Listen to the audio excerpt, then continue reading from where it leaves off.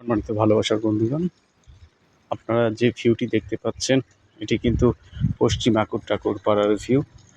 একটা সময় ডান পাশে ছোট্ট একটা রাস্তা ছিল আর মাঝখান দিয়ে ছিল খাল। খালটা হয়েছে ড্রেন, বিশাল বড় ড্রেন, অনেক সুন্দর লাগতেছে। কিন্তু এই জায়গাটা যখন আরও পরিবর্তন হবে দেখবেন এই জায়গাটার রূপ আরও সুন্দর দেখা যাবে, আরও অনেক বেশি পূর্ণ হবে। তো সময়ের সাথে সাথে সব কিছু পাল্টাচ্ছে। একটা সময় সরু রাস্তা ছিল আর এখন একদম কত বড় রাস্তা হয়ে যাচ্ছে। তো আমার এই ভিউটা মূলত করার উদ্দেশ্য হচ্ছে